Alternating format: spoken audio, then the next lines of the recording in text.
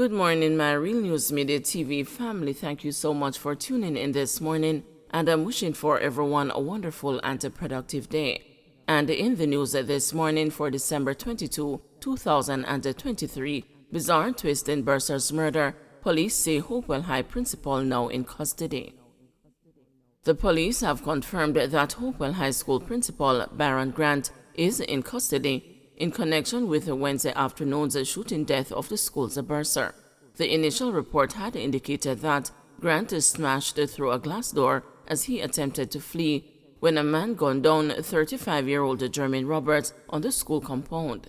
It was also reported that Grant was injured and was taken to a medical institution for treatment. On Thursday, chairman of the school's board of management, Dalton Hastings, told the news that Grant was now out of hospital and recuperating. However, on Thursday afternoon, commanding officer of the Hanover Police Division, Superintendent Ian Mowat, confirmed the reports from the news sources that there was a bizarre twist in the investigation and that Grant had been taken into custody Wednesday night. Yes, it is confirmed, Mowat told the news. It is in relation to the case. A day earlier, Mowat had appealed to witnesses to come forward to buttress footage captured by closed-circuit television cameras on the school compound. According to news sources, Grant had been instrumental in the installation of the cameras years ago. On Thursday, before news of the principal being taken into custody became public, an emergency board meeting was held to discuss how best to navigate the trauma being experienced by the school community. It is tragic, and the entire school family is actually in mourning, and it is taking a toll on them as the staff were still on campus whilst it happened. So you will understand the trauma that they are going through, Hastings told the news. The initial report was that the fatal shooting occurred shortly before 4 p.m. on Wednesday as Roberts was about to drive off the compound. He reportedly died on the spot. Roberts is originally from St. Mary, and up to Thursday afternoon, efforts by the school to reach his family proved futile. His school family, meanwhile, will receive support and counseling. We have been in dialogue with the regional director of the Ministry of Education, the Minister of Education, and we are all coming together to see all the necessary support that we can give. My immediate concern now is the support for the family and the school population, and that is what I am working on as we speak, stated Hastings. Roberts is the second individual to be murdered at the 17-year-old school. In 2010, a gunman posing as a parent shot dead 32-year-old New Testament Church of God minister Kevin Dixon as he left the compound. Dixon had gone to the school to collect his job confirmation letter to commence teaching. 70-year-old man shot dead in St. Elizabeth. An elderly man was found dead at his home in Greenfield District, St. Elizabeth, Thursday morning. Police believe the man, identified as 70-year-old contractor Amos Thompson, otherwise called Conroy, was killed Wednesday night. Thompson was also a United States resident. It was reported that around 11:45 p.m., residents heard explosions but did not summon the police. Around 6:50 Thursday morning, the police were called to the location after residents alerted them to the presence of the body. The police arrived and saw a crowd gathered in a yard, and upon investigating, saw Thompson's body inside a Honda CR-V motor vehicle, which was parked in a garage. Police said a section of the deceased man's body was partially outside the vehicle. He was clad in gray-colored underpants and a gold-looking watch. The yard was cleared and the scene was processed by the police. Indon Probes cops killing of alleged bus thief in Clarendon. The Independent Commission of Investigations has launched a probe into the circumstances surrounding the shooting death of an alleged bus thief by police at the Fogo Road in Four Parts, Clarendon on Thursday morning. The dead man is believed to be 31-year-old Gail Laurie Patton from Watermouth District in Porus, Manchester. Information reaching the news indicates that around 3:45 a.m., the police received a report that a blue 2008 Toyota Hiace minibus was robbed from a man in Lincoln, Manchester. Assistance was sought, and the Manchester police, having received additional information, proceeded to Clarendon Park in Clarendon, where the vehicle was spotted. Efforts were made to stop the car using the beacon lamp and the loudspeaker of a police service vehicle, but this proved futile as the bus reportedly sped along the thoroughfare toward the direction of Maypen. The police reportedly gave chase. The vehicle then drove onto Fogo Road off Bustamante Highway and collided with a tree before coming to a stop. 3 men, the police said, then alighted from the bus and opened gunfire at them. The lawmen returned the fire. When the shooting subsided, one man was seen suffering from what appeared to be gunshot wounds. He was rushed to the Maypen Hospital, where he was pronounced dead. Sisters and a taxi operator arrested for gun and ammunition possession. 2 sisters are among 3 people arrested after an illegal firearm and ammunition were seized in Longwood District Racecourse, Clarendon on Wednesday, the police report. The sisters are 28-year-old Chanel Francis, a bartender of Savannah Hills in the parish, and the 25-year-old Chantel Francis, a laborer of Water Lane, also in the parish. A taxi driver, 40-year-old Peter Cunningham, also known as Rando, of Longwood District in Racecourse, was also arrested. A police team was conducting a spot check when a gray Toyota Probox that was heading towards them reversed. The vehicle was intercepted and searched. A Glock pistol with 9 rounds was reportedly found on the floor of the vehicle. The trio was subsequently taken into custody pending further investigation. St. Mary shake-up possible after 7 escape in jailbreak. The police high command made a raft of management changes in St. Elizabeth in June after a major jailbreak there. Now, the fate of their counterparts in St. Mary is to be decided after 7 more escaped custody yesterday. The news understands that a report has been requested on the incident after the latest embarrassment to the Jamaica Constabulary Force.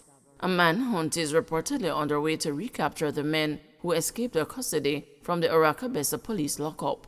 The inmates were discovered missing during a routine cell check early Thursday morning. The police say that preliminary reports are that the inmates managed to escape from custody by cutting through a ventilation grill. The police have identified the ringleader among them and they said he orchestrated the breakout. He is Gavin Hurd, 31, who is charged with murder and had been remanded at the lockup for a year. According to the JCF, he is known to frequent Stony Hill St. Andrew and Enfield St. Mary. According to the JCF, he is known to frequent Stony Hill St. Andrew and Enfield St. Mary. A preliminary probe by the St. Mary Divisional Intelligence Unit suggested that the men had been planning the escape for some time. The news understands that at least 3 of the 7 escapees were culpable in the planned escape and that as a result, a major cell search was carried out on December 17, where various pieces of contraband were found, including cell phones, chargers, and lighters. The Oracabessa lockup reportedly had an established capacity for 10 adult males. However, it was housing 17 adult male prisoners at the time of the incident. The other escapees were in custody for serious crimes, including murder, aggravated robbery, and rape. The Corporate Communications Unit of the JCF released the images of 6 of the escapees.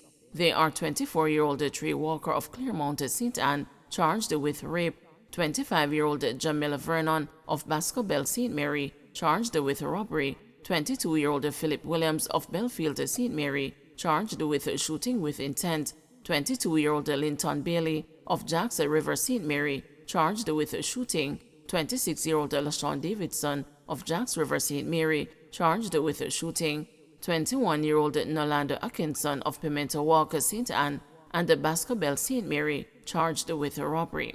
A relative of one of the escapees contacted the news after seeing his picture in the media. "I want to tell him to turn himself in. I know he's a great thinker and he's family, but for his safety and the others, I would encourage them to turn themselves in," said the cousin who requested anonymity. He was mindful, however, that the men wanted to spend the Christmas away from the overcrowded lockup. "At Christmas time, every prisoner inmate have family. Them not fi put them family at risk, because the police can start visit them in all manner of ways. Just think and turn in yourself," the relative told the news, with the hope that one of the escapees sees his plea. The police are asking anyone with information that could assist in locating the escapees to contact the Oracabessa police at 876-726-0698, Crime Stop at 311, the JCF tip line at 811, or the nearest police station. In the meantime, following the escape of 8 prisoners from the Black River Police Station in June, then Divisional Commander Superintendent Kenneth Chin was reassigned to Area 5 headquarters. Deputy Superintendent of Police Coleridge Minto immediately assumed the duties as a commanding officer for the division. Other changes include the post of administration officer, the operations officer, as well as other supervisory posts at the station level were made. 2 JCF members were interdicted pending further inquiries. These changes will facilitate a thorough and unimpeded investigation into the circumstances leading to the escape of the inmates as the investigation progresses, the High Command explained then.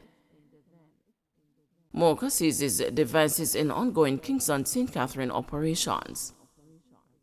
Major Organized Crime and Anti-Corruption Agency, Cyber Investigations and Risk Management Unit agents spent much of Thursday cracking down on cyber activities in Kingston, St. Andrew, and St. Catherine, where they seized a number of devices. According to MOCA, Director of Communications Major Basil Jarrett, the crackdown formed a part of an ongoing cybercrime investigation. MOCA agents went to the target locations at about 6 a.m. on Thursday and searched a number of premises for material that we believe can assist in an investigation. We are unable to say anything further, however, as the investigation and operations are ongoing, but the public will be appraised as the situation dictates, Major Jarrett said, adding that searches were conducted at 4 premises in Duhaney Park and Portmore combined.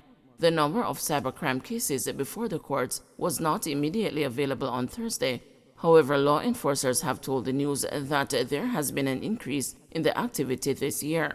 In May 2022, a World Bank report noted that female internet users face a high number of cybercrime incidents and online harassment, while also being at an increased risk of financial data loss, violations of privacy, and security breaches. According to an Organization of American States white paper on the cybersecurity of women during the COVID-19 pandemic, digital sextortion strategies increased significantly during the period, with a major gender slant focusing on women and girls. In November 2022, local cybersecurity expert Trevor Forrest told the news in an interview that without knowing it, women are given detailed information of almost every move on the internet. Generally, women have become the most targeted individuals online. It's staggering the kind of statistics out there. Be mindful of the pictures and the videos that you post. A lot of women don't realize the amount of personal information that they share when they go online in doing these things. It can escalate as high up as personal contact, abuse, rape, murder, he warned. Forrest also pointed out that one area of vulnerability for women, which leaves them open to financial and other scams, is online shopping. They tend to sometimes on their most popular shopping sites online, out of convenience, enter a lot of information about themselves, addresses, phone numbers, their credit card information. If any of those bits of information gets compromised, suddenly a whole bunch of people, especially on the dark web, now have access to your information, he explained.